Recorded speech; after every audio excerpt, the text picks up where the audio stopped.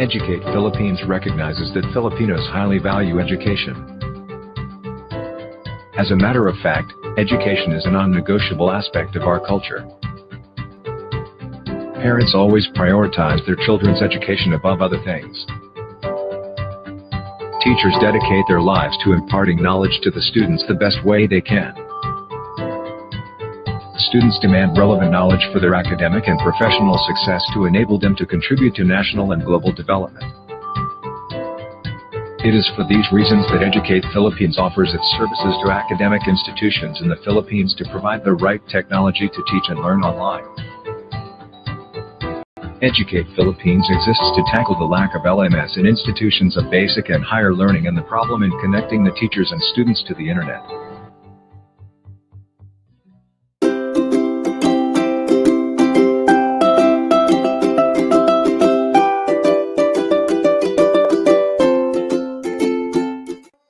To succeed today, organizations need to adapt and evolve with new skills and capabilities, from machine learning to design thinking, blockchain to business skills. And the need is massive. 74% of organizations know that reskilling their workforce is important in the next 12 to 18 months, but only 10% feel ready to address this trend. At Skillsoft, our goal is to democratize learning. So we set out to create a new kind of platform based on a fundamental belief that every person has the potential to be amazing. The result? A digital learning platform driven by flexibility and personalization. It's powered by AI, but has people at its heart. Skillsoft Percipio helps learners accomplish goals, celebrate their journey, and unleash their edge. How does Percipio do it? It's all about the journey. Aspire Journeys are pre-curated, role-based, and skill-based learning paths that help companies prepare employees for the high-demand roles needed today and tomorrow, like agile development, data science, cloud computing, and leadership development. AI makes it easy. Breadth of content is great, but you need curation and customization to make it useful. Our AI-driven homepage keeps things fresh, engaging, and relevant for each and every learner. Search in human speak. Percipio's search functionality uses Google BERT natural language processing AI, which means learners spend more time learning and less time searching. Badge up. Learners celebrate, record, and socialize their achievements with verifiable digital badges that are theirs to keep. Over 5 million earned and counting. Seamless experience everywhere. Percipio lets users learn in whatever increment they have time for, bouncing between media formats, devices, and collaboration tools like MS Teams seamlessly, without losing track or progress along the way. They can even learn while in the flow of work with our embedded learning synchronized assistant, ELSA for short. Customization and integration. Administrators can customize learning tracks, host content from other providers, and integrate into any LMS. We make it easy to make it your own. Our users already love the results they're getting from Percipio. And that's just the beginning. As the market evolves, so will Percipio, with more capabilities, more integration, and more ease of use with every iteration. Each step brings us that much closer to our mission, to democratize learning and help organizations, teams, and individuals unleash their edge.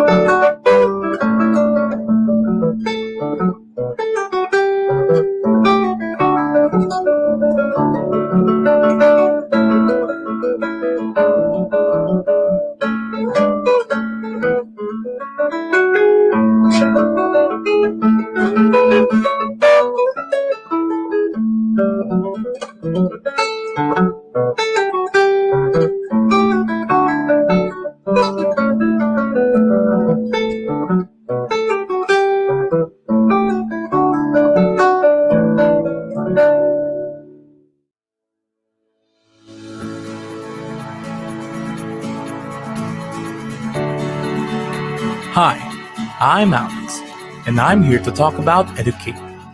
If you don't know what Educate is, well, it's a solution to the current educational problem here in the Philippines. It all started when the world got screwed over by the virus. No one was allowed to meet face-to-face. That includes classes. So Aldrin, the CEO of Educate, decided to develop a system that would help the Philippines with their educational problems. With his expertise working in Australia, he brought about Educate, a one-stop place for online learning to be a solution to the current problems of learners and educators. This includes a learning management system, hosting, maintenance, training, support, and many more to provide the right tools and expertise to make distance learning simple and easy. We believe that no Filipino students should be left behind. So, what are you waiting for? We welcome you to the Educate family.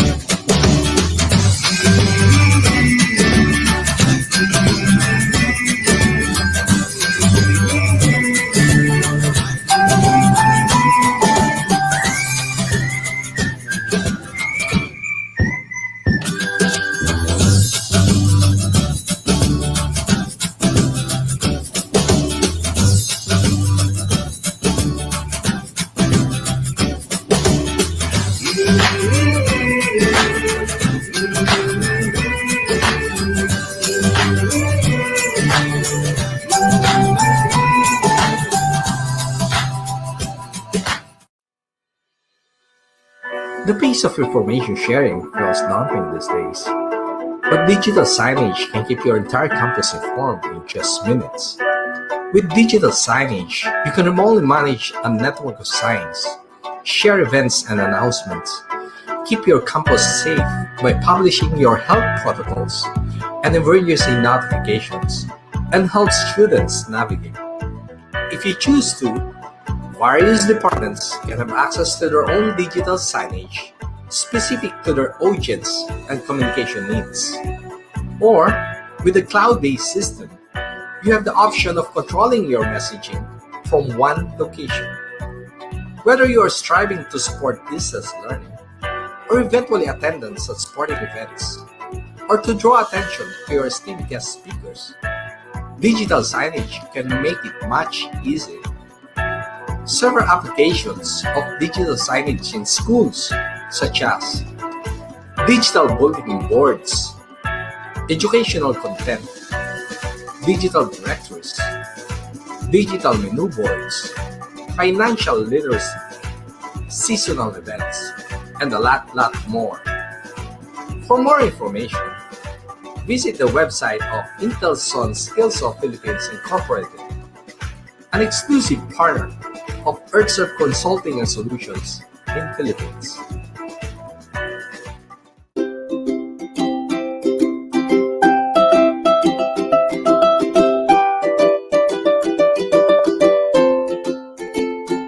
To succeed today, organizations need to adapt and evolve with new skills and capabilities, from machine learning to design thinking, blockchain to business skills.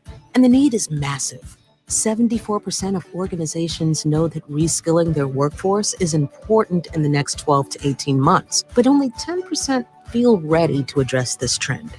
At Skillsoft, our goal is to democratize learning. So we set out to create a new kind of platform based on a fundamental belief that every person has the potential to be amazing. The result? A digital learning platform driven by flexibility and personalization. It's powered by AI, but has people at its heart. Skillsoft Percipio helps learners accomplish goals, celebrate their journey, and unleash their edge. How does Percipio do it? It's all about the journey. Aspire journeys are pre-curated, role-based, and skill-based learning paths that help companies prepare employees for the high-demand roles needed today and tomorrow, like agile development, data science, cloud computing, and leadership development. AI makes it easy. Breadth of content is great, but you need curation and customization to make it useful. Our AI-driven homepage keeps things fresh, engaging, and relevant for each and every learner. Search in human speak. Percipio's search functionality uses Google BERT natural language processing AI, which means learners spend more time learning and less time searching. Badge Up. Learners celebrate, record, and socialize their achievements with verifiable digital badges that are theirs to keep. Over 5 million earned and counting. Seamless experience everywhere.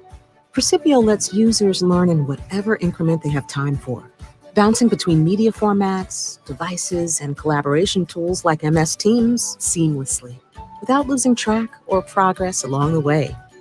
They can even learn while in the flow of work with our embedded learning synchronized assistant, ELSA for short. Customization and integration.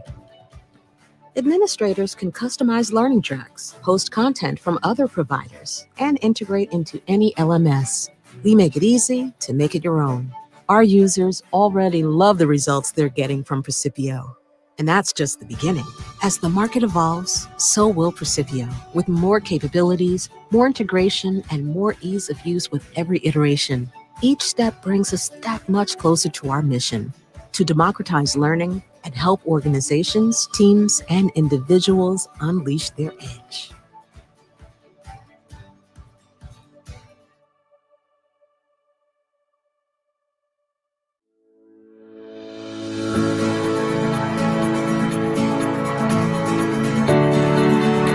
Hi, I'm Alex, and I'm here to talk about educate.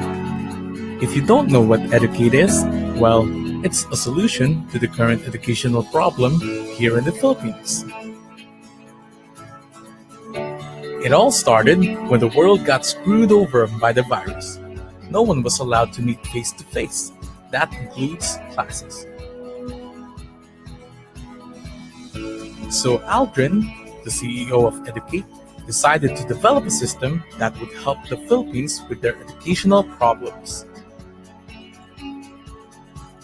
With his expertise working in Australia, he brought about Educate, a one-stop place for online learning to be a solution to the current problems of learners and educators.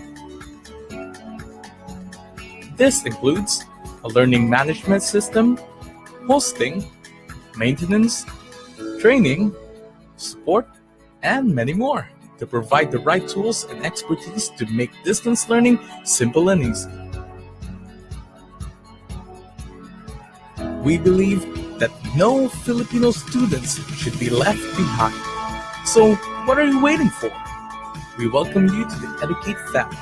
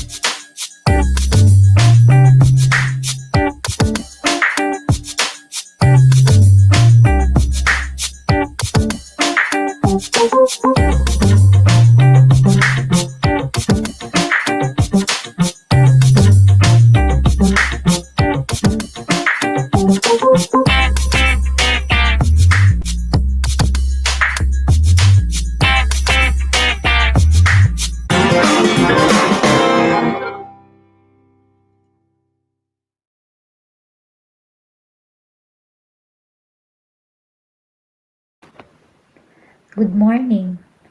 3 months ago, Teacher Shari and I attended an online course offered by Stanford History Education Group. One of the things that we learned from the course is civic online reasoning, and that is what we will be sharing with you in this webinar. First, what do we mean by civic online reasoning, or partly responsible netizenship? It is the ability to search for, evaluate, and verify online information to make an informed decision about socio-political issues. We are convinced that this should be explicitly taught in social studies so that our students, the young citizens of our country, can make sense of the information they encounter online. Knowing how to distinguish reliable from misleading information, fact from fake news, is fundamental to thrive in this digital age. In a democracy, decisions made by people must be based on the knowledge of what is true and not on lies cunningly cloaked in truth. According to Digital 2020 Country Report, 73 million Filipinos, or 67% of the population, browse the internet, and we spend an average of 9 hours and 45 minutes a day online. Facebook is the most popular social media platform among users aged 16 to 64. If our high school and college students spend hours on social media, all sorts of information, including disinformation and misinformation, will definitely appear on their screen. While we may say that because these young people are digital natives, they would also have the expertise to discern fake news, such as posts bearing half truths, manipulated data, or sites that hide the real agenda. Unfortunately, they could not. In the study done by Stanford, they found out that middle school, high school, and college students' digital dexterity does not translate to expertise in judging information online. I believe that our students are similarly situated. They can quickly navigate from Facebook to Twitter to Instagram, upload on TikTok, watch YouTube videos, manage their purchases on Shopee, text and tag friends, but will also mistakenly conclude that everything on the internet is trustworthy. So, how do we teach our students civic online reasoning? What strategies do we give to make them more discerning of information they find online? Three things. When students encounter a post, news, or website, they need to do the following: evaluate the evidence presented, identify who is behind the information, and investigate what other sources say. I will discuss the first strategy, and Teacher Shari will do the second and third, with focus on lateral reading and click restraint strategies. Let me demonstrate how to evaluate an evidence presented in a post. Let's say that I encounter this post on Facebook: Manila Bay before and during Duterte administration, visually presenting the stark difference between the past, dirty, garbage-filled shoreline of Manila Bay and now the clean, open shore to enjoy the sunset. The claim is that the cleaning of Manila Bay is an accomplishment of President Duterte and the failure of the past administration. The evidence is the photo collage. What questions will I ask to evaluate the photos presented? Since it has an element of time, past and present, I will ask, when were the photos taken? No information regarding dates is indicated, hence, we don't know. Of course, I will also ask if they were really photos of Manila Bay. Baka naman hindi talaga yan sa Manila Bay. In other words, I will not accept the claim as it is or say, ang galing, Duterte admin ang nakalinis ng Manila Bay. I will question the claim because the evidence simply does not support it, and therefore, I will not share it on social media. If we take a closer look, the post came from a group called Unofficial Ronald Bato de la Rosa Solid Supporters, which is another point to consider in establishing the soundness of the evidence, knowing the source or the author, and probing the motivations behind the post. Vera Files did a fact check of the post and found out that the top photo is indeed of Manila Bay, but it was taken in September 2018 during the onslaught of Typhoon Ompong. It was uploaded in a December 2018 Philippine Star report. The image of the clean bay was uploaded by a netizen on January 2019 and was republished on several news outlets such as GMA News a day later. Is the claim valid? No, because the photos were both taken during the Duterte administration. The next photo was posted on Twitter in January 2014, apparently making a statement on the aftermath of the civil war in Syria. It is very tempting to accept the photo at face value or be sympathetic with the situation and conclude in our minds that this is sadly the condition of children in Syria. However, the claim that the child is sleeping between his parents' graves, as shown in the photo, need to be evaluated.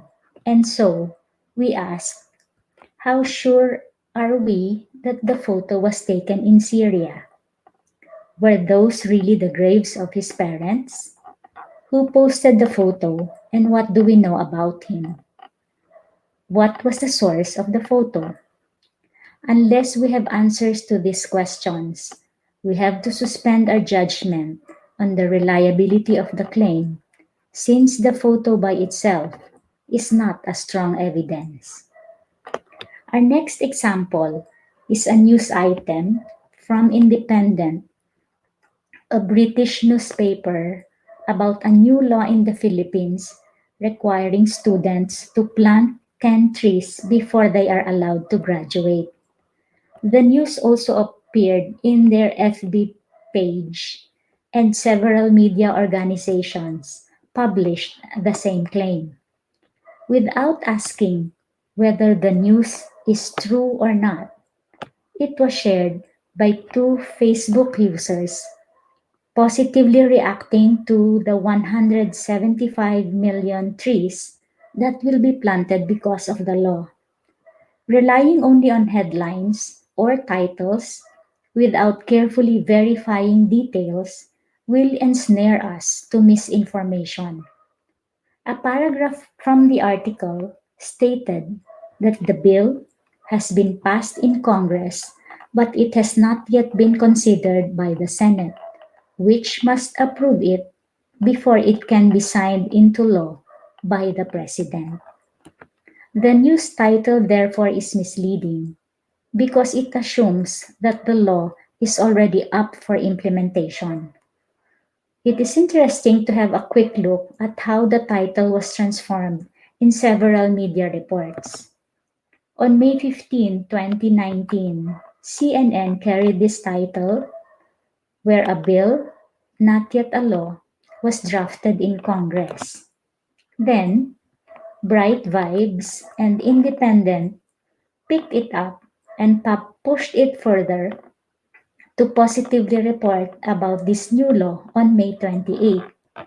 A day after, May 29, World Economic Forum and India Today replicated the same misleading title, and similarly, they played on the vulnerability of those who do not read or are too busy to read the whole text of the news.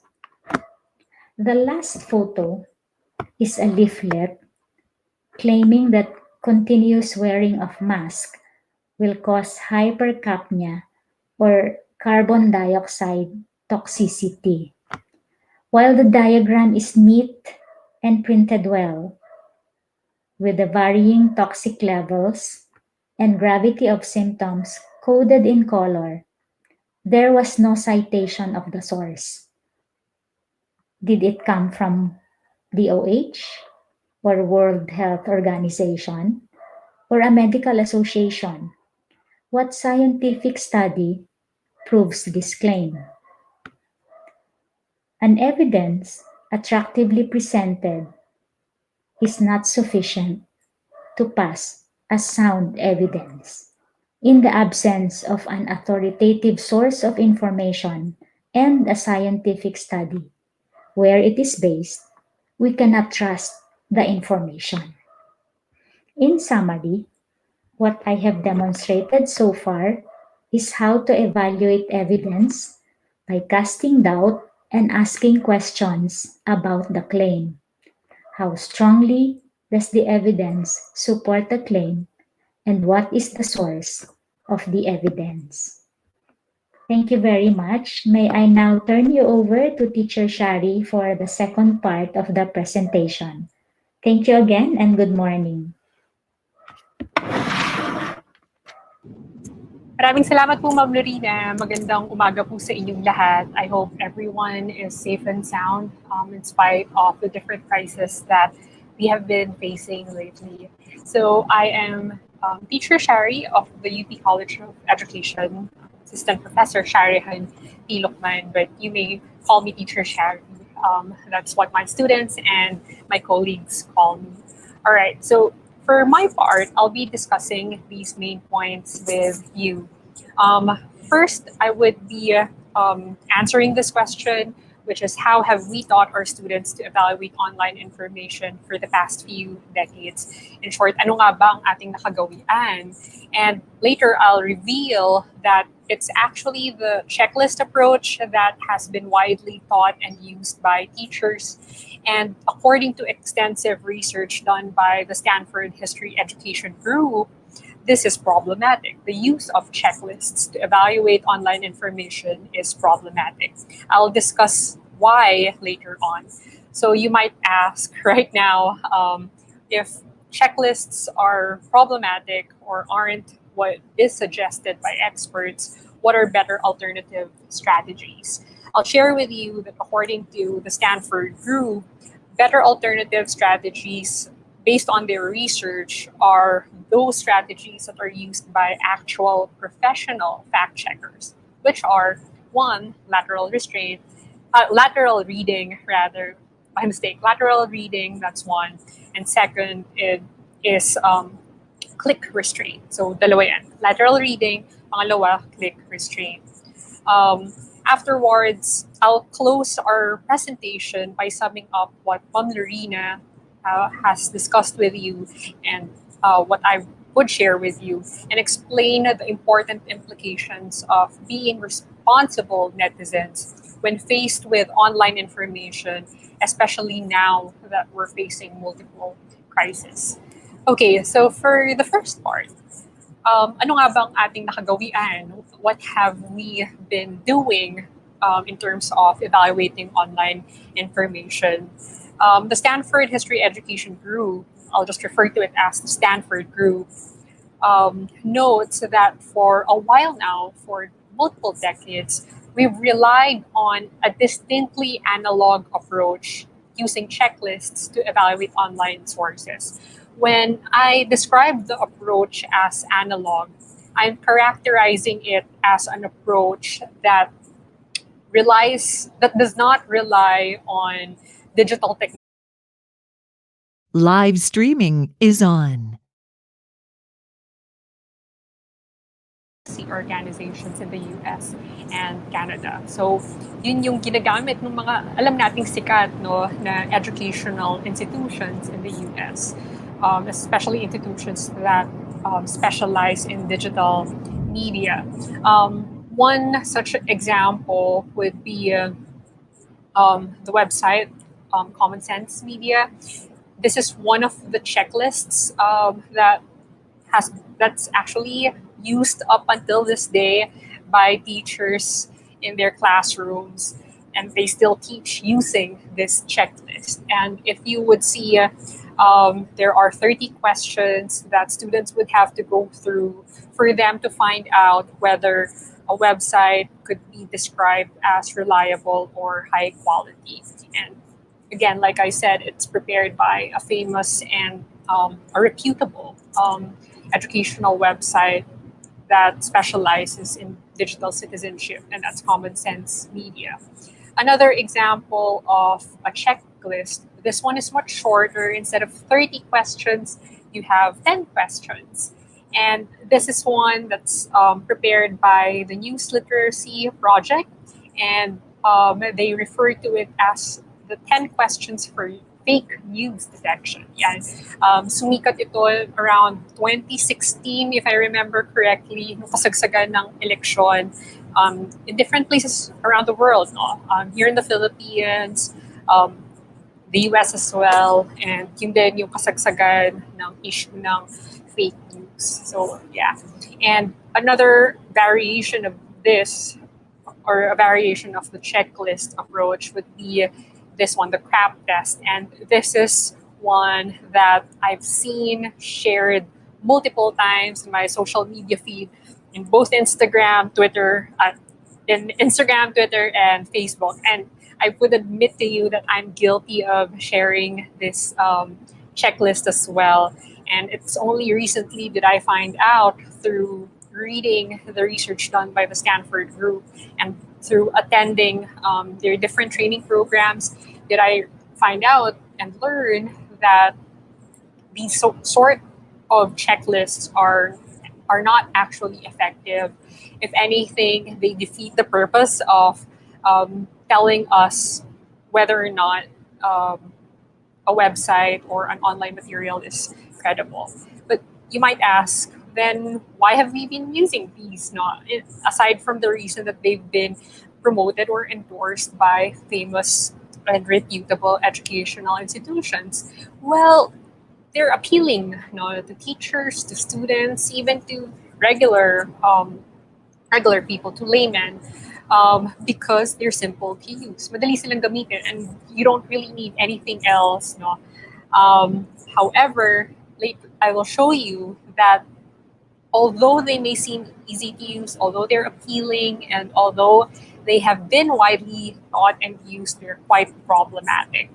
And why would that be the case? Allow me to show you through a video that I recorded earlier where I demonstrate evaluating a website regarding COVID using the checklist developed by Common Sense Media. So what would be the website that I will be evaluating? It's a website that I encountered through my social media feed. It was shared by one of my friends on Facebook. And in a nutshell, let me just tell you what the website is about. In a nutshell, the website is a petition of some sort that was written and developed by 3 medical experts from prestigious universities. And what is their petition about? They are calling out different governments, different institutions about the common response, what the common response was to the COVID-19 pandemic, and that is implementing or carrying out lockdowns. So the 3 doctors who are authors of the Great Barrington Declaration are critical of the lockdown policies. They describe these policies as causing damaging physical and mental health impacts. So for them, lockdown policies are detrimental. to mankind to a certain extent. So what do they recommend instead? So instead of implementing lockdowns, what do they propose? They're proposing that governments and international organizations implement a herd immunity strategy of some sort, which they refer to as focused protection. And later on, I'll show you that they do present information to back up or to support their claim. So let's take a look at the video. Okay, so let's take a look at this website titled Great Barrington Declaration. Let's evaluate it using this checklist prepared by Common Sense Media.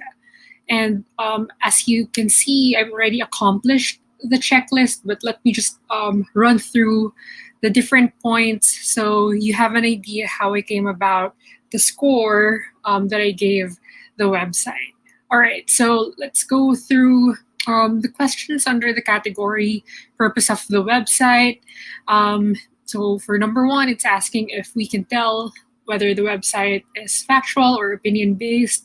And based on how it's written and designed, I could say that it's easy to say that it's a proposed declaration. So it's a proposed, it's a proposal from a set of, it's a proposal prepared by medical professionals, as you will find out later on. So is the site free of advertising? Yes, we don't see any advertisement on the website. Question number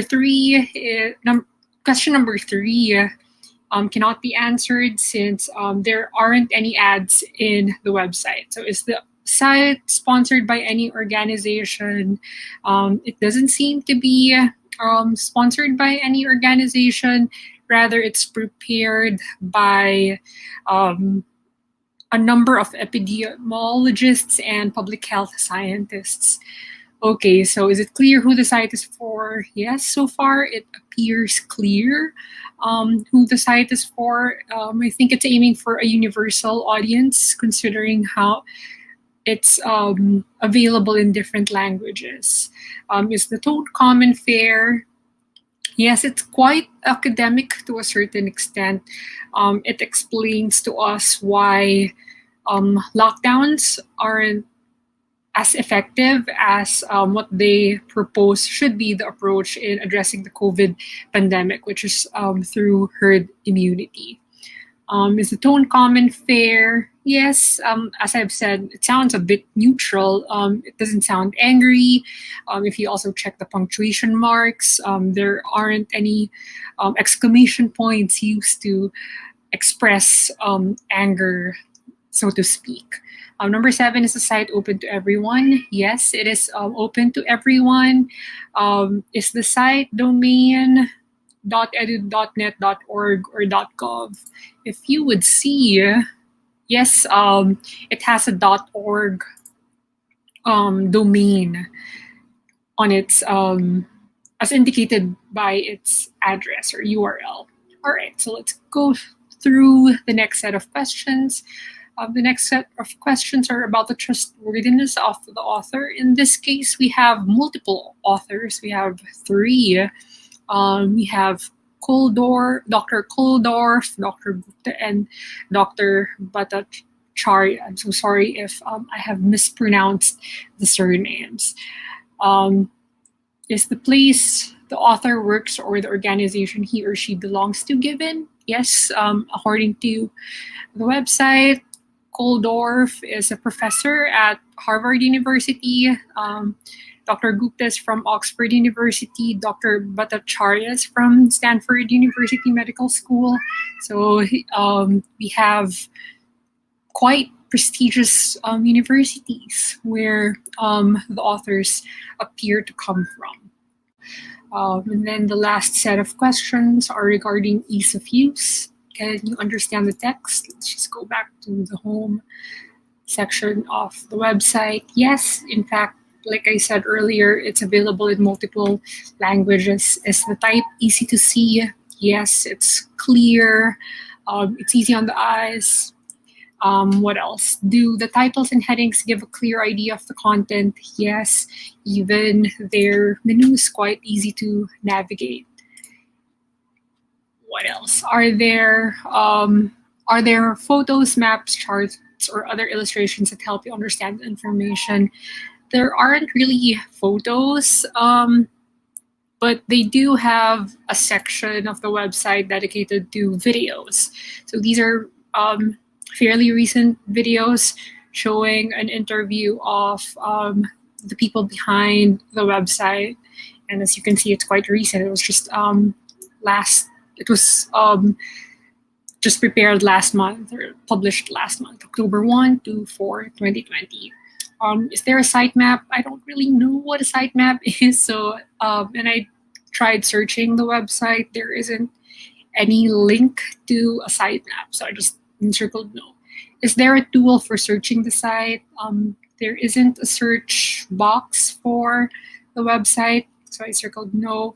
Is there a what's new feature? There isn't a section of the website for any new publications whatsoever as well. So I circled no.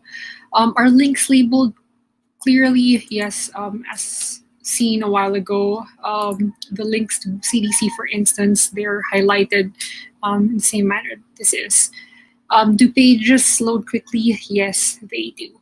So based on my evaluation of the website using this checklist prepared by Common Sense Media, after tabulating all the scores, counting the number of yeses that I have encircled, it garnered a score of 25 out of a total 30.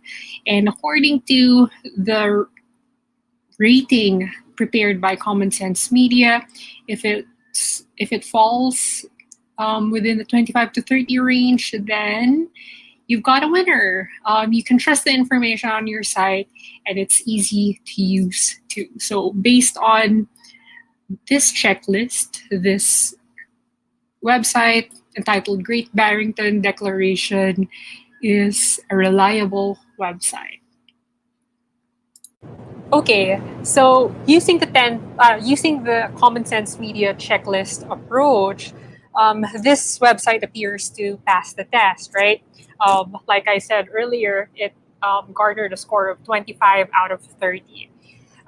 But what we don't know is that the proposition laid out in the website by its authors is quite problematic and have in fact been denounced by the WHO, which is the World Health Organization, and health authorities and experts from different governments across the world.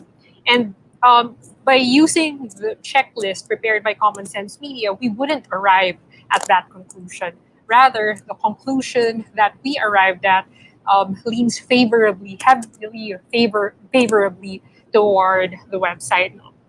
In short, based on the checklist by Common Sense Media, pasado yung ating website, yung Great Barrington Declaration website.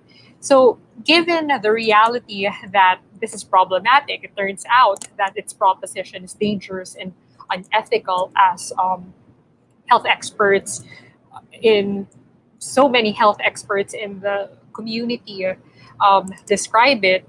It led us, the readers astray.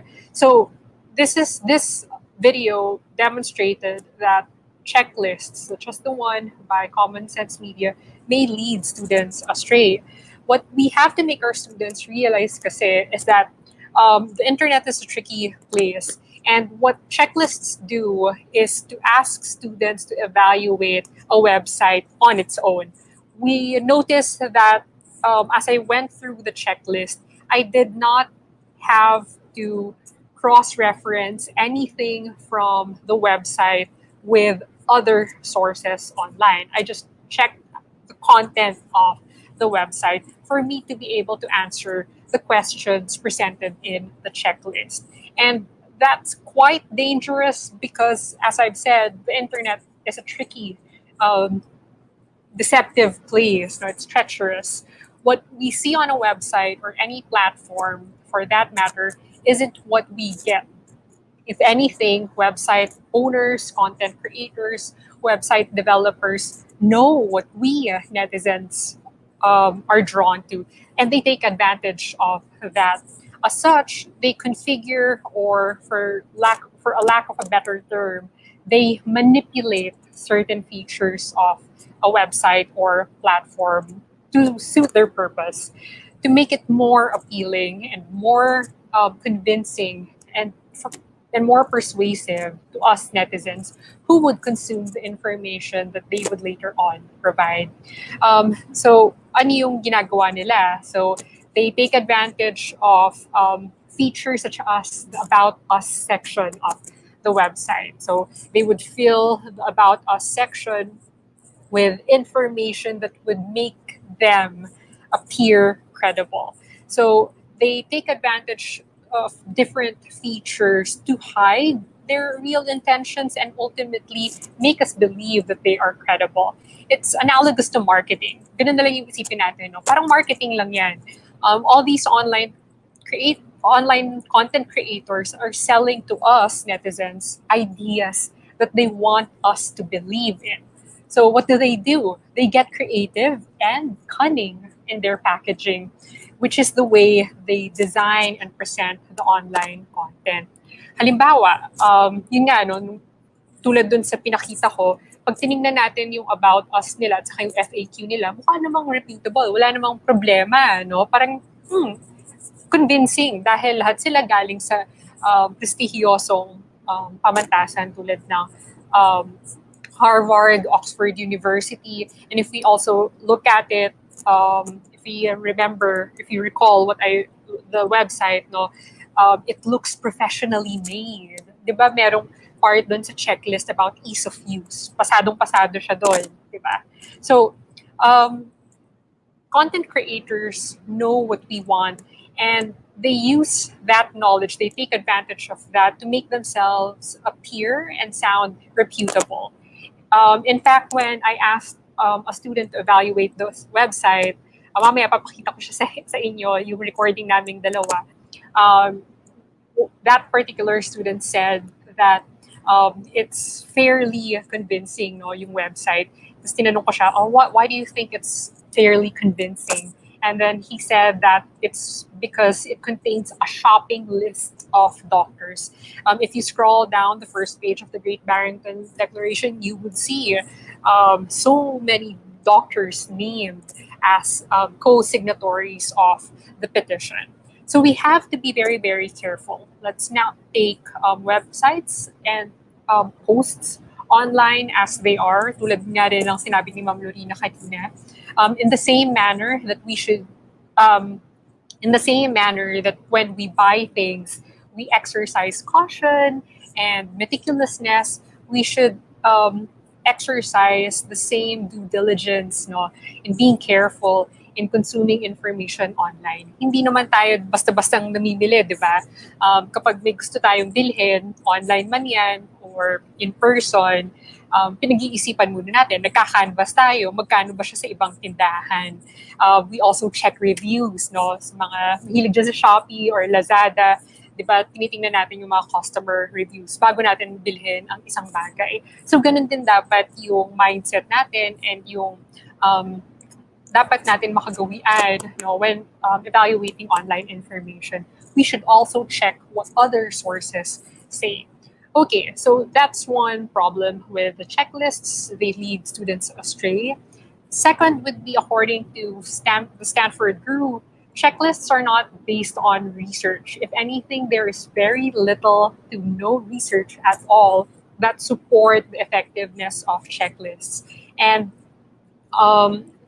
professional fact checkers of different news outlets do not actually use checklists. Ginagamit nga nila, which is yung babanggitin ko mamaya, would be lateral reading and click restraint strategies. So the use of checklists is not based on any sound and recent research.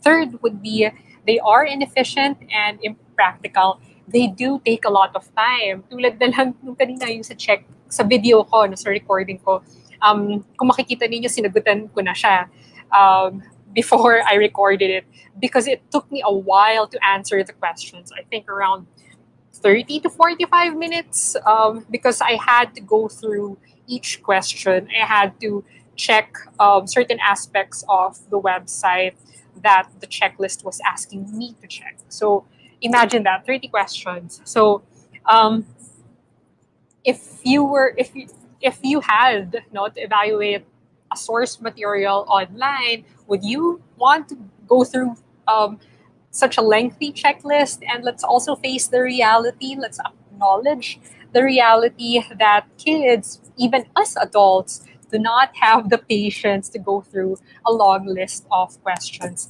That's also why many of us would share news articles on our social media feed without really checking or reading the content of the article. Anong nagiging basihan natin sa pag-share? Headline lang, no? Hindi natin alam kung ganun din ba ang sinasabi doon sa loob ng link na sinishare natin. Kasi yun nga, no, it's inconvenient to go through so many questions just to find out whether a source is credible or not. And that's just how human nature is. No? We are impatient beings. So it's not really efficient and it's not practical. And then third would be checklists are outdated.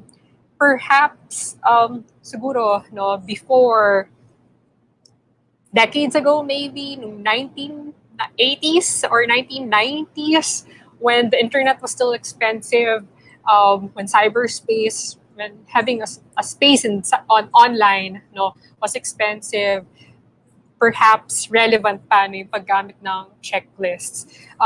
But if you go back to the Common Sense Media checklist, I don't know if nakita niyo yon or napansin niyo yon, merong tanong doon asking us if the domain name used by the website is .org or .edu no, or .gov, and asking us to evaluate a website based on its domain name is actually an outdated practice. Why? Because pretty much anyone nowadays can have a .org website. Maybe decades ago, only individuals or institutions of a particular stature with a certain amount of resources can afford to put up a website with a .org domain. Now, it's quite easy. Punta lang kayo sa WordPress or yung mga free websites like wix.com, or hindi siya libre pero alam ko may trial din yata sila, Squarespace halimbawa. They would offer you domain names for free. So almost anyone can put up a .org website nowadays without having to spend or without having to go through any type of screening. So hindi reliable yung pag-evaluate ng website using or just by looking at the domain name of a website. So it's outdated. No? So you might ask, so teach, ano na yung proposal mo na gagamitin dapat? So according to the Stanford Group, a more effective alternative approach is to use what professional fact checkers use.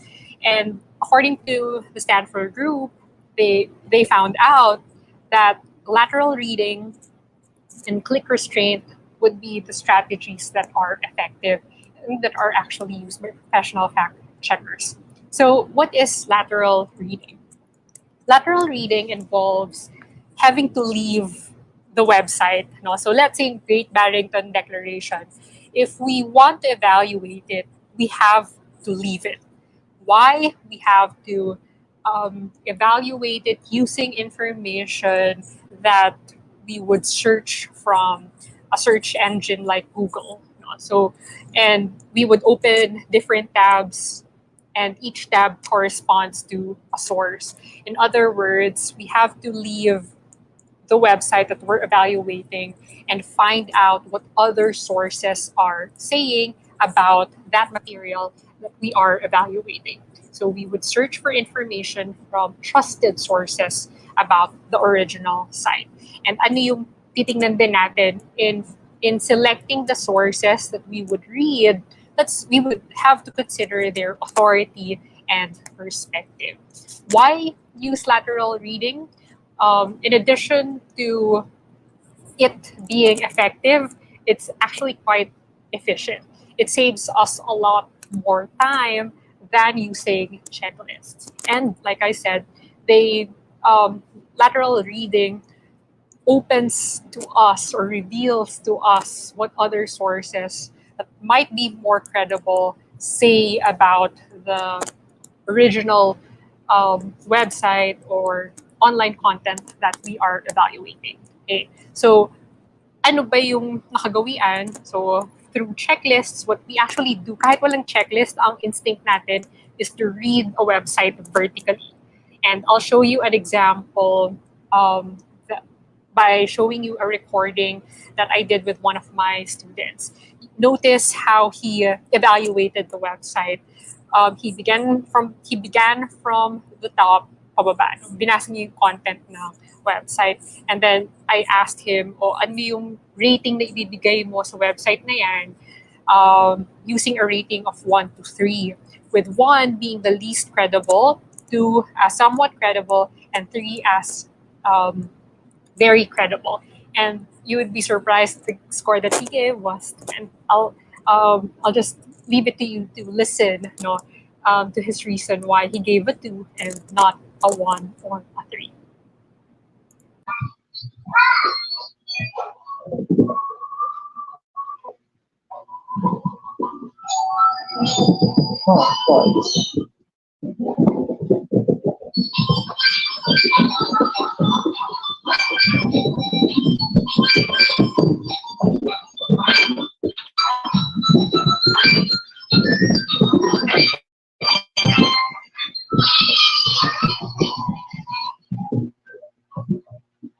Yes, it's true.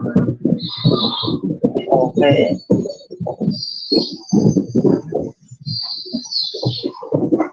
Oh my god, it is 30 minutes.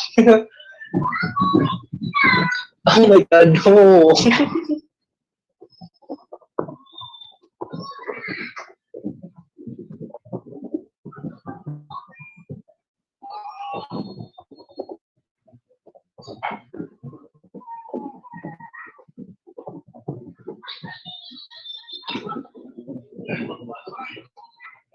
Regardless of whether or not herd immunity actually is effective, herd immunity, which is something that is being proposed here, I think I'd give it a 2. A 2.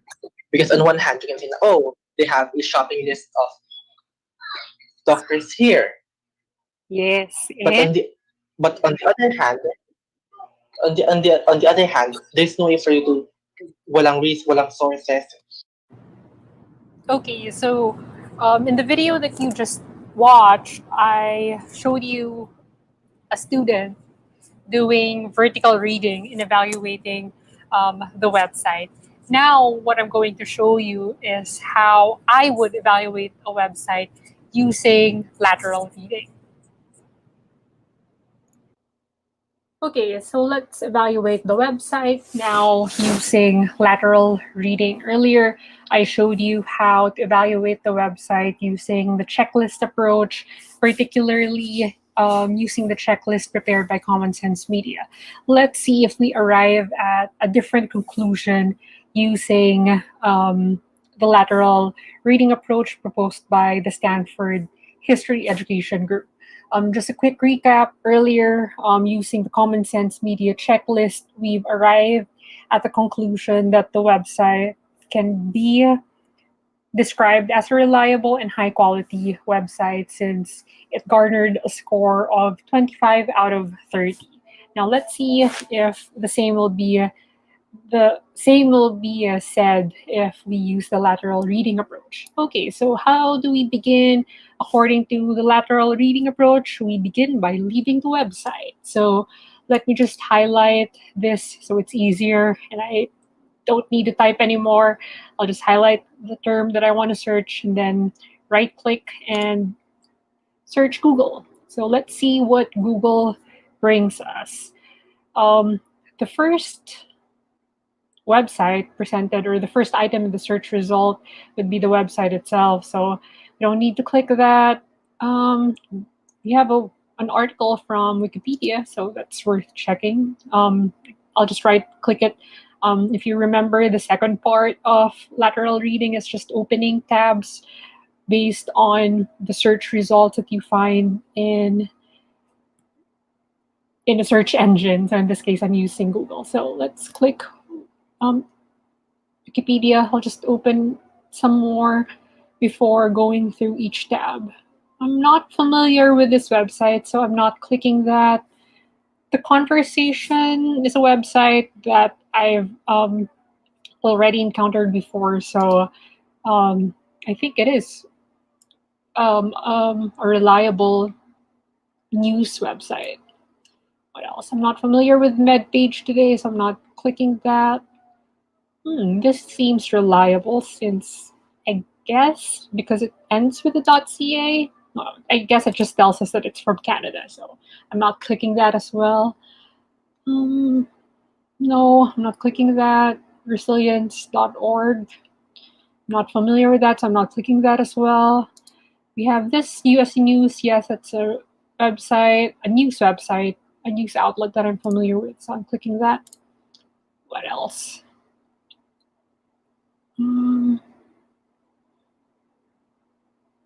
Fox, I guess, is also a website I'm familiar with. Well, it's from Fox News. RollingStone.com. It's also a website I'm familiar with. I'm not familiar with other websites. I'm not clicking them. Let's look for a bit more websites. Take a look at what Wikipedia is saying, just so we have a general idea of what it's about. Okay, so it's a statement drafted at the American Institute for Economic Research in Great Barrington, Massachusetts. It's signed there on October 4, 2020. Yes, we already know that, and we already know what it advocates. Okay, let's take a look at this third paragraph. The World Health Organization and numerous academic and public health bodies have stated that the proposed strategy is dangerous, unethical, and lacks a sound scientific basis. What's the reference of Wikipedia for saying that? If you would hover your cursor to this this number, it leads us to the footnote that tells us the source. So it's from The Hill. Okay, so I'll right click that again. Then we have another one from The Guardian. Both of them are reliable news outlets. They would say it would be impossible to shield all those who are medically vulnerable, leading to a large number of avoidable deaths among both older people and younger people with underlying health conditions. Just skimming through, since we're a bit pressed for time. What is the American Public Health Association saying? Warned in a joint open letter that the Great Barrington Declaration is not a strategy, it is a political statement. It ignores sound public health expertise. It preys on a frustrated populace instead of selling false hope that will predictably backfire. We must focus on how to manage this pandemic in a safe, responsible, and equitable way. It uses the same source as the statement regarding WHO earlier. So it's from an article written by a journalist from The Hill. So okay. So that's the reference for that's one of the references used by the Wikipedia article. Let's take a look at this one, which is another reference used by the Wikipedia article. So it's from The Guardian. And we would see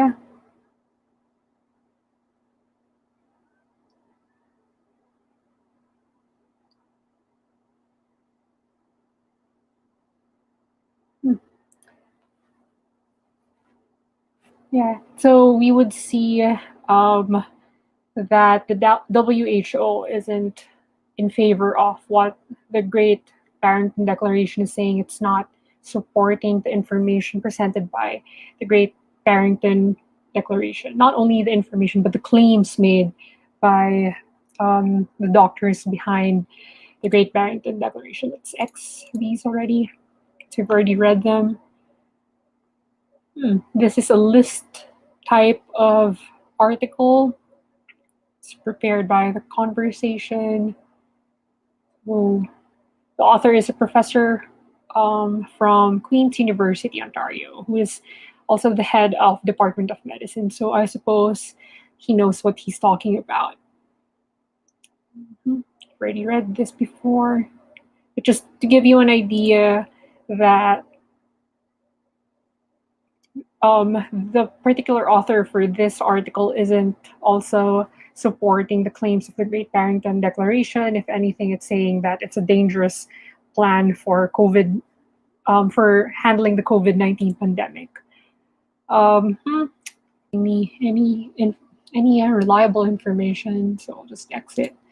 And now let's move on to PolitiFact. It's a fact-finding, well, it's a fact-checking rather, fact-checking website. See what it has to say. So they have a TLDR version of the article, or too long don't read. So it's a summary of what the website is saying. So if your time is short, here is a summary of the declaration. And then they do have a link for sources to fact check. Just scroll down. There, they have a ruling. And based on their ruling, the post is partially accurate but leaves out important details. We rated it as half true. That's a fair evaluation of what the website is saying. They do have a list of sources that backs up their evaluation. Okay, so based on our lateral reading of the Great Barrington Declaration website, I tend to agree with evaluation or the rating of PolitiFact in that we should proceed with caution in using the information presented by the Great Barrington Declaration. While it appears that the people who prepared it are experts in the medical field, they do know what they're talking about. But it appears that governments, international organizations, as well as many in the scientific community do not support their findings nor their proposals. So bakit nga siya tinatawag na lateral reading, no? If you would notice, instead of reading vertically, it's like reading horizontally since we're opening multiple tabs and we're going through multiple sources. Pahalang yung ating pagbasa, no? Pa-horizontal, kaya siya tinatawag na lateral reading. So, you might ask me, Teach, ano ngayon yung ating criteria in determining which sources to open, which websites to click, no? Once we're presented with a list of search results. According to the Stanford Group, to evaluate sources, we have to take a look at two things. One would be whether or not they have authority to speak or write about the topic that we want to learn more about. Second would be the perspective from where the authors behind the material is. So when I talk about authority, we should consider an author's educational background, for instance, and professional experience. We're answering the question, is there reason to think that the author is deeply knowledgeable and experienced with this topic? In other words, meron ba siyang kakayahan at meron ba siyang expertise, no, para masabi natin that kapani-paniwala yung kanyang sinasabi. Like on health-related matters, for instance, who would you believe? Mas paniniwalaan niyo ba halimbawa ang Philippine Medical Association that's composed of doctors across the nation, or a YouTube blogger with no medical credentials regarding COVID-19? Sino sa kanilang dalawa ang mas paniniwalaan ninyo patungkol sa issues, no, regarding COVID-19? ang Philippine Medical Health Association ba o ang isang YouTube vlogger na wala namang medical credentials. So that kind of decision making, that kind of weighing, pertains to evaluating the level of expertise of an author. But be careful, no? This does not necessarily mean that everything that experts say is right. Tulad na lang sa Great Barrington Declaration. Like I said, that declaration was developed by 3 doctors from prestigious universities. They're real people from real prestigious universities. However, you have to weigh what they're saying versus what the rest of the scientific community is saying. And it turns out they're a significant minority, no? Itong tatlong taong to, they're a significant minority in the scientific community. The rest of the scientific community, majority, are saying that there's no research or there is insufficient research to support the efficacy and the effectiveness of what the Great Barrington Declaration is proposing. If anything, they have the rest of the scientific community have presented studies that counter, or that weaken their proposition. But experts have a lot more credibility than someone with no known background credentials on the topic. If we were to choose, yun nga, kanina, sino yung paniniwalaan natin, ang Philippine Medical Health Association o ang isang YouTube vlogger na walang medical credentials. So yun dapat, yung ganung type of weighing, o pagtitimbang, yung kailangan nating makasanayan in evaluating the authority of the writer or the proponent of a particular online material. Next is also take a look at how the information was produced. It's important to consider how the information was generated or arrived at by the owners of a website or the creators of the content. We ask the question, does the person or organization have systems in place to ensure the accuracy of the information that they're presenting?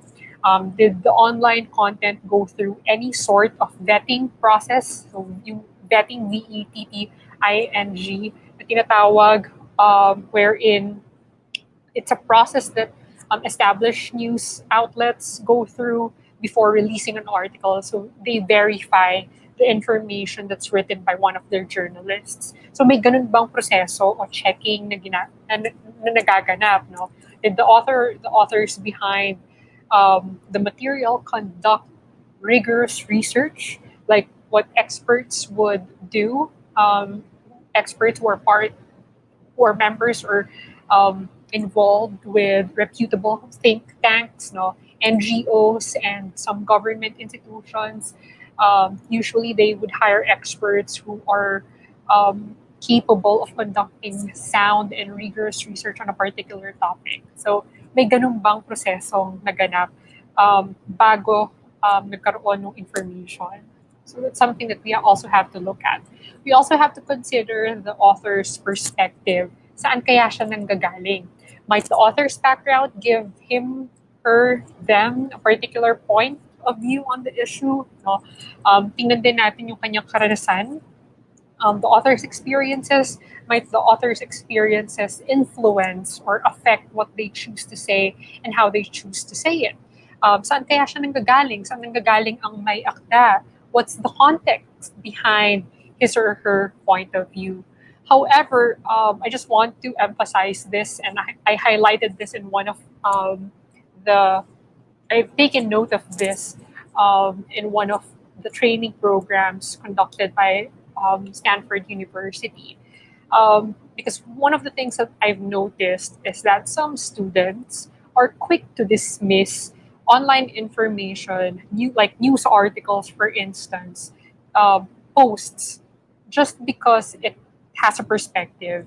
They dismiss it as biased, therefore not credible.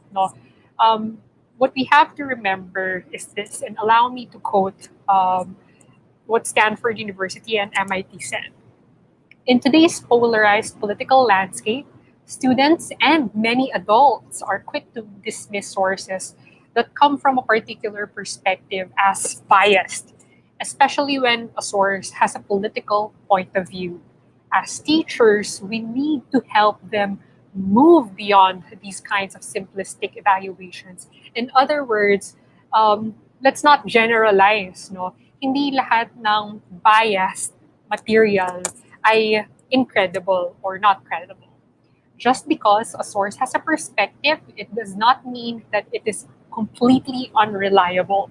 Students need to understand that all sources actually have a perspective, even supposedly neutral ones. Rather than seeing perspective as a fatal flaw, we must instead help students learn to factor perspective into their evaluation of a source. Perspective is just one factor. Now, let's factor it in. And it's one of the factors that we have to consider when evaluating information, when taking a look at our sources. So, perspective and authority. Okay. Now, the second strategy that is used by professional fact checkers would be what Stanford refers to as click restraint. So, what is it? It's essentially resisting the urge to immediately click on the first one or two search results. In other words, hindi tayo trigger happy, no, or click happy when we go through the list of results generated by, let's say, Google, or Yahoo search or Bing. We scan the entire page. We scan the entire search results page. We examine the titles first, the URLs and the snippets, the brief information under each result for clues to tell us whether or not that source is worth clicking or worth reading. No? And that gives us an idea that gives us an idea and an opportunity to make a more informed choice about where to click first. Okay, so why click restraint? Why not just go, let's say you search a term sa Google, but hindi natin bubuksan lahat yon ng sunod-sunod. No.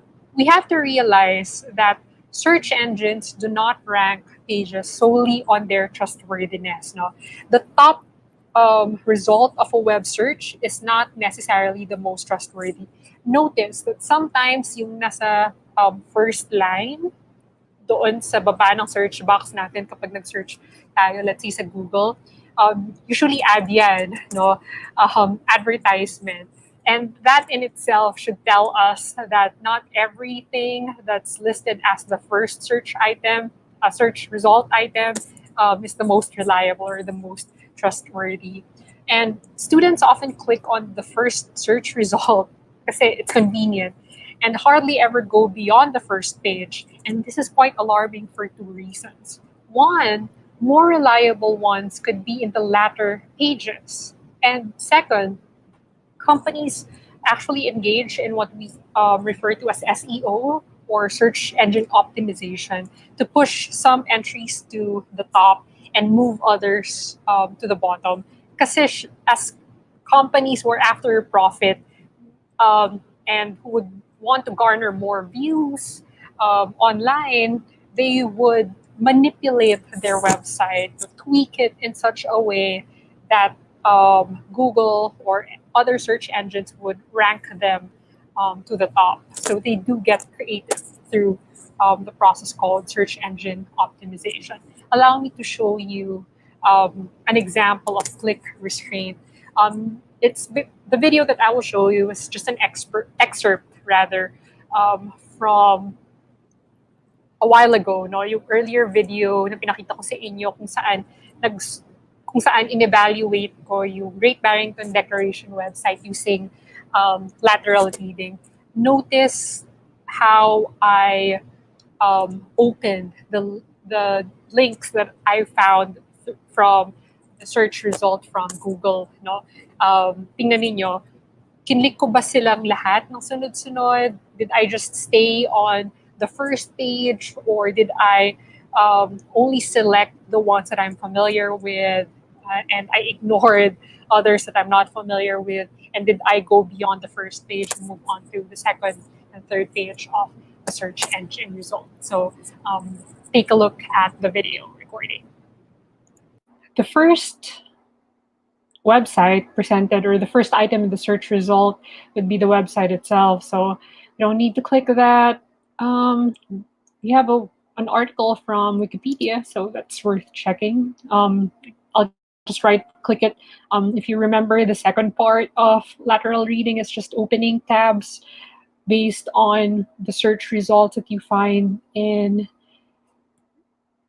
a search engine. So in this case, I'm using Google. So let's click Wikipedia. I'll just open some more before going through each tab. I'm not familiar with this website, so I'm not clicking that. The Conversation is a website that I've already encountered before, so I think it is a reliable news website. What else? I'm not familiar with MedPage today, so I'm not clicking that. This seems reliable since, I guess, because it ends with a .ca. Well, I guess it just tells us that it's from Canada, so I'm not clicking that as well. No, I'm not clicking that. Resilience.org. Not familiar with that, so I'm not clicking that as well. We have this US News. Yes, it's a website, a news website, a news outlet that I'm familiar with, so I'm clicking that. What else?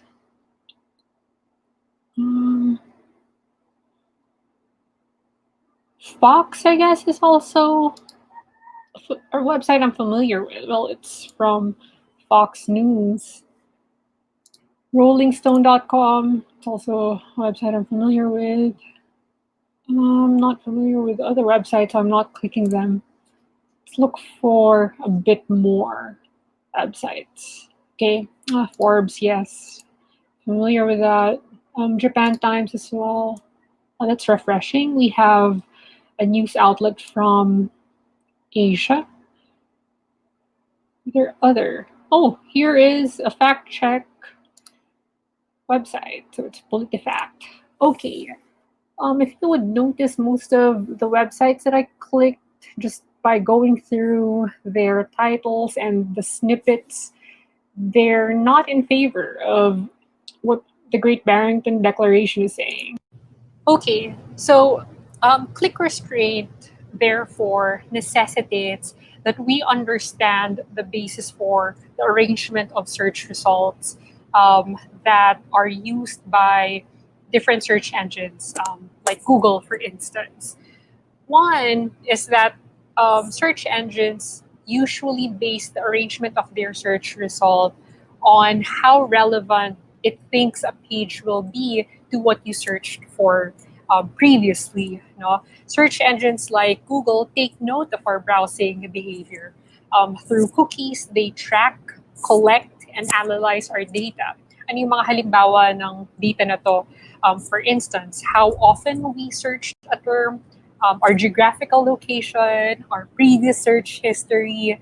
So search engines rather, like Google, use these data about us to curate our search results to give us what it thinks we want. Pansinin ninyo, for instance, let's say last week you've been looking up an anti-dandruff shampoo on Google for the past few days last week.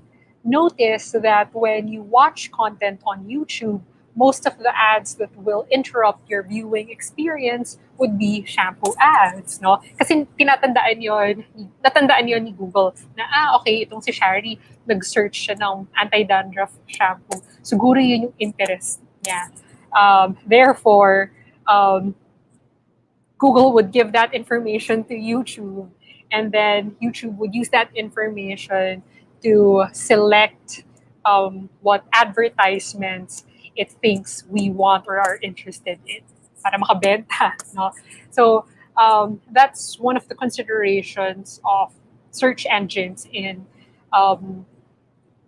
determining what would be the arrangement of the search results that they would give us. What else? Search engine companies may recruit a team of paid analysts to rank and assess a website's quality. sometimes they may also assess a site's quality based on how many sites link to it, and the quality of those sites. Let's say, itong website na to, sobrang dami niyang Facebook shares at Twitter shares or Twitter retweets rather. That would kind of influence how Google would rank that page on its search results. The more popular it is, the more likely that it would appear earlier in the search results pages. And the last consideration would be the quality of the web page's search engine optimization or SEO. Web developers can design a site so that it will appear more often in search engine results using strategies such as embedding keywords to their website or duplicating their website such that you're redirected to the main site. So may mga ganyan silang tactics. So all of this to say that we have to remember that the first search result is not necessarily the best one to click on. So we have to be very, very careful in clicking the search results. We shouldn't be too promiscuous, no? Borrowing the term that was used in one of the references, we shouldn't be too promiscuous in clicking. Rather, we should be a bit more conservative and exercise prudence, no, in clicking the sources that we would read from the search results. This also requires us to understand how to navigate search engine results pages. We have to be aware of the different components of search results. So these are the major components. You have the URL, the title of a website, snippets, and of course, in the end, we would have to evaluate the search engine page as a whole, search engine result page as a whole. So, ano nga ba yung URL? The URL gives us information about where the content is coming from. It could contain the name of the organization. It's usually part of the URL. Halimbawa, for Wikipedia, then makikita natin na part na yun mismo, no, yung pangalan ng encyclopedia, which is Wikipedia, is part of the domain name. So another example, let's say ito, is a WHO, World Health Organization. The name of the organization is part of the URL.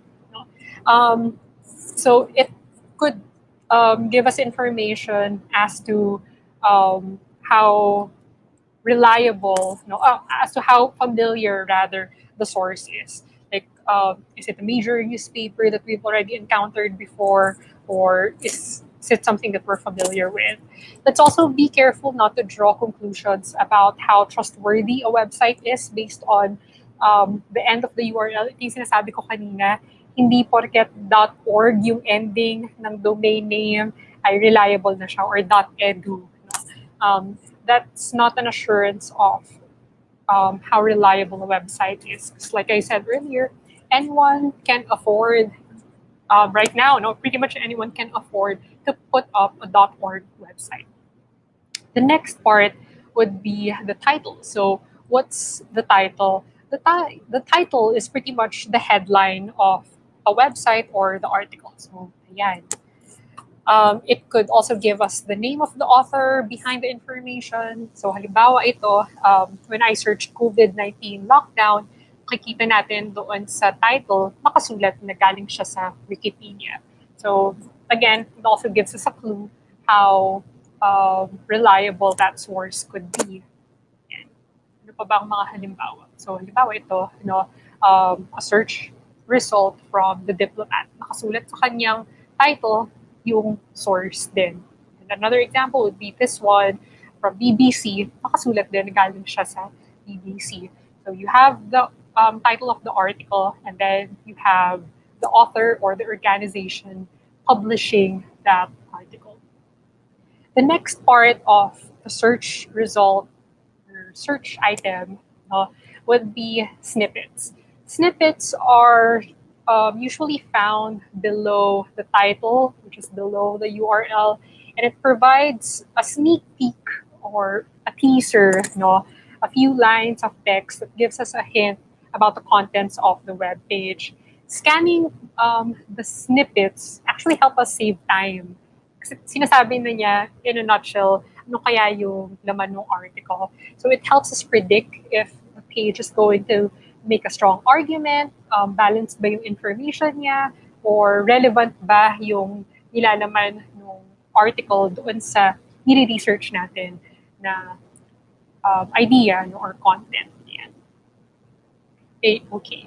So finally, the last consideration that we should have when navigating search engine results pages would be to skim the pages of the search results. Doing so will give us an idea what kind of websites are presenting information about the source or claim that we want to research on. These insights can also help us determine which quality sources we may wish to click on, or if we would benefit from just revising the search result. Halimbawa, itong COVID-19 lockdown, for instance, medyo general at iba't iba yung focus nung results no, doon sa binigay ni Google. So perhaps if let's say ang gusto kong hanapin ay yung effectivity niya, then I could benefit from revising my search result into something more specific. And this would also necessitate us to know how to search on different search engines like Google, for instance. Ano ba yung mga tricks in searching, in making our search more specific or broader, depending on our needs. But I suppose that's for another session since we're a bit pressed for time. But just to give you an idea, halimbawa kung may specific phrase tayong gustong hanapin na verbatim, what we would do or what we should do for Google to give us online content that contains that specific phrase is to put that phrase inside quotation marks, and that's what we would put into our search bar. Yeah. Okay, so in sum, how do we simplify everything that Mom Lorina shared and that I shared? It could be simplified by just asking these three questions. As we carry out lateral reading and click restraint, let's just ask ourselves these three questions based on what the Stanford History Education Group has researched.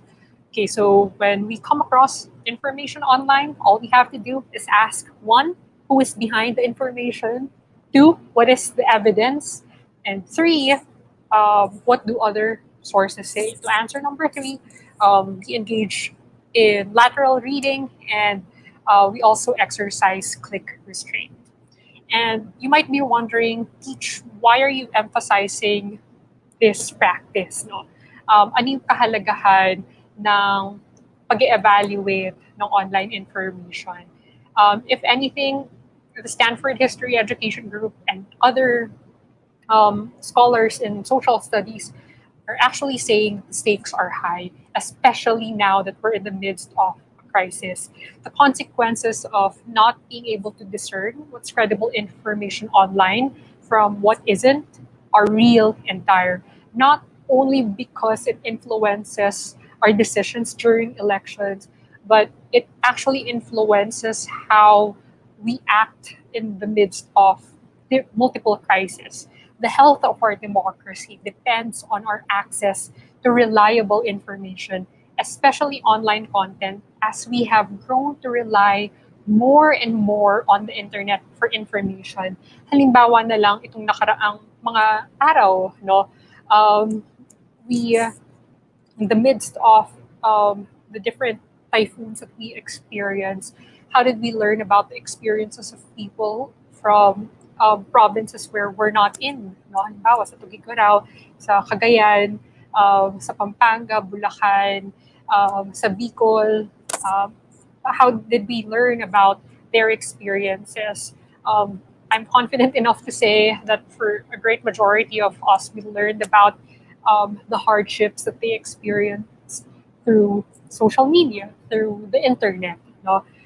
In addition, of course, to mass media like the TV or radio. Pero most often than not, we get our information online.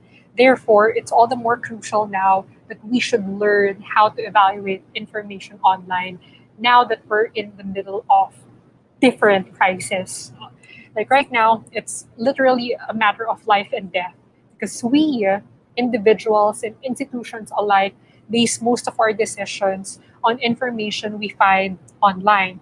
We have to be more vigilant and careful in sorting reliable information from misinformation and disinformation.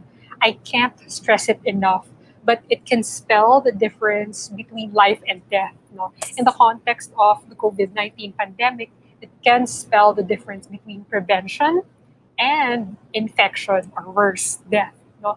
Halimbawa na lang yung sa Great Barrington Declaration, kung mas paniniwalaan pala natin siya if we opt for herd immunity without a vaccine at this point, it might actually put more people at risk than implementing lockdowns, which lockdown policies have been supported by different research and different experiences, no, from different countries around the world who have been successful in combating and defeating COVID-19 virus. Okay, so we must act decisively in equipping ourselves and our students with the right tools navigating the internet. Notice that I underscore the word we. Why? Bakit? No? But ini-emphasize ko yung we, tayo. Because this should not only involve teachers or not only teachers, no, or the students, but it should involve the entire community. Training ourselves and our students' effective strategies in evaluating online information shouldn't just be a one-off lesson. Hindi lang yan one-day lesson na ipapa-deliver natin sa librarian, halimbawa. No? Rather, it requires a lot of time and collaborative effort among teachers, administrators, parents, and other stakeholders. For what? To make sure that there's enough substantial reinforcement from across the curriculum and beyond the curriculum. It should go beyond the school requirements of the students. No? They should be able to practice and live effective online information evaluation strategies and apply it in their real lives, because that's where it matters at the end of the day. And another thing to remember is that we should not mistake our students' fluency with digital devices with their sophistication at judging the information. Hindi porket bihasa ang mga Gen Z students natin sa paggamit ng laptop, ng tablet, or any sort of gadget, no, hindi ibig sabihin ay magaling sila sa pag-evaluate ng online information. They are as vulnerable as us, older, I'm afraid to say, older generation. It doesn't make them experts in evaluating online content. They can easily fall for the deceptive or manipulative strategies used by some content creators. So let's not take that for granted. Hindi porket, magaling ka naman, techie ka naman, so siguro hindi mo na kailangan malaman pa kung ano yung mga effective strategies in evaluating online information. Kailangan din nila yan. Okay, and second to the last would be, for us to teach these strategies effectively, we teachers should be able to model them. How can we teach effective evaluation of online information when we teachers cannot discern what's reliable from what isn't? This is another thing that I cannot stress enough, because I find it frustrating, to be honest, when I would see friends who are professional teachers share unreliable information on their newsfeed that I know that they didn't fact check, that I know they didn't read carefully. So as teachers, no, kung gusto natin ng mga estudyante natin maging bihasa sa evaluate ng online information, dapat tayo rin bihasa. No? But that requires training. This means that teachers must be provided with sufficient and thorough professional development about how to evaluate online information. Notice I use the adjectives sufficient and thorough. In the same manner that it shouldn't be just a one-off or one-day lesson for the students, ganun din dapat sa mga teachers, no? Dapat in-depth din ang kanilang training when it comes to equipping them with the right tools and competencies in evaluating online information. Teachers also need instruction in how to integrate these new digital strategies into their classrooms and time to plan with their colleagues to ensure integration across the curriculum. So kailangan din nila ng oras. It must be said that we must support and train our teachers. They can't do this on their own. No? They need adequate and meaningful support. With that, let me end by sharing with you an excerpt from an article from Time magazine where the writer interviewed one of the lead researchers of the Stanford group, who is Sam Weinberg. He's actually one of our favorite authors in the social studies area. Kindly check out his works. Meron siyang mga sinulat no, regarding history education. And he's also the lead researcher when it comes to civic online reasoning. So allow me to read this excerpt. Weinberg invokes the environmental movement, saying we need to cultivate an awareness of digital pollution on the internet. We have to get people to think that they are littering. Nagkakalat sila, no? Weinberg says, by forwarding stuff that isn't true. The idea is to make people see the aggregate effect of little actions that one by one, ill-advised clicks contribute to the web's being a toxic place. Having a well-informed citizenry may in the big picture as important, may be in the big picture as important to survival as having clean air and water.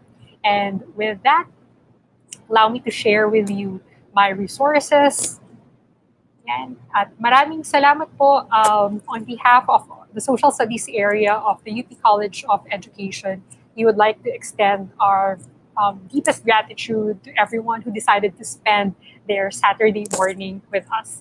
If you have any questions, we'll address it in a bit. Maraming salamat po.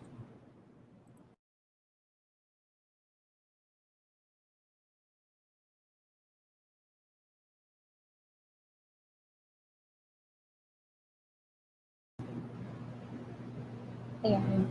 I hope naririnig ako. I hope I'm loud and clear as far as the audience goes. Si Ma'am Lorina po ba ay nandito?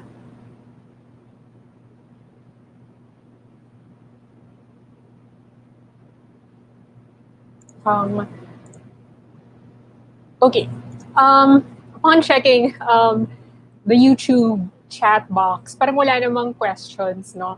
So, yan. Okay. Salamat sa ating tech support team for addressing all the issues that we have encountered so far. Maraming salamat din po sa inyong lahat for staying despite the glitch that we experienced earlier. So, since there aren't any questions, I guess our audience is still processing the information that we presented.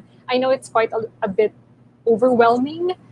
Truth be told, we attended multiple training programs, no, for us to have learned everything that we presented right now. And we did our best to pretty much cram everything that we've learned in those training programs with Stanford in just a matter of 1 hour and a half and 2 hours. Anyways, thank you for your patience for staying.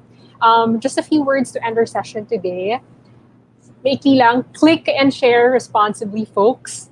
Pag-isipan ng maigi bago mag-share. Alamin natin kung una, sino nga ba ang nagsulat. sa mga post na may hashtag copy-paste, hashtag CTTO, no? Ano ba yung hashtag CTTO? Credit to the owner.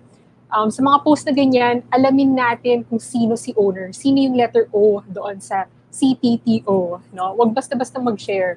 Pangalawa, ano ang ebidensya o katunayan sa mga sinasabi ng post?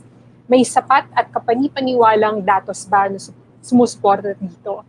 At pangatlo, ano ang sabi ng ibang sanggunian o sources ukol dito? Yun lang, yung tatlong yun, sagutin mo muna yung tanong na yun bago mo i-share ang post online. Let's not be that one Facebook friend or Twitter follower who shares fake and unreliable information online. Just because that's what some people in power and some people who are in the limelight are doing, it doesn't mean that's what we should do as well. I know we are better than those people. We are better than them, and we can be better than them. As cliche as it sounds, we, and when I say we, I'm referring to both grown-ups like us and the young, have the power to make the internet, which is our digital world. We have the power to make it a healthier and safer place where we could thrive as democratic citizens. We just have to act now by sharing and clicking responsibly. With that, on behalf of the Social Studies area of the UP College of Education, maraming salamat po. Thank you for sharing your Saturday morning with us. Malapit na po ang tanghalian. So I hope everyone would have a happy lunch and happy weekend. Stay safe and don't forget to wear your masks. Salamat po!